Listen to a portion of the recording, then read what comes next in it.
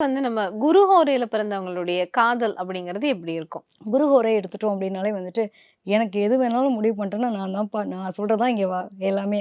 நானே வாத்தியாரா இருக்கேன். நீ ஏன் எனக்கு சொல்லிக் குடுக்குற? நீ அட்வைஸ் பண்றதுக்கு யாரு? அப்படின்ற மாரி ஆட்கள் தான். இவங்க வந்து யாரோட பேச்சும் கேட்க மாட்டாங்க. இவங்களுக்கு ஒரு விஷயம் முடிவு பண்ணிட்டாங்கன்னா, ஜாதி மதம் தெரியாது, வயசு வித்தியாசம் தெரியாது, காதலுக்கு கண்ணிலேன்ற மாரி கண்மூடித்தனமா காதலிக்கக்கூடிய நபர்கள் தான் பார்த்தீங்க அப்படின்னா, குரு ஹோரையில இருப்பாங்க. இவங்க நெனச்சா டீச்சராவும் இருப்பாங்க. இவங்க நெனச்சா கிளாஸ்ல இருக்கக்கூடிய 1ஆம் நம்பர் ஸ்டூடெண்ட்டாவும் இருப்பாங்க. எந்த அளவுக்கு எக்ஸ்ட்ரீம் அவுட்ஸ்டாண்டிங் ஸ்டூடெண்ட்ன்னு இருக்கு பார்த்தீங்களா? டீச்சரா இருக்கும்போது பாடம் எடுப்பாங்க.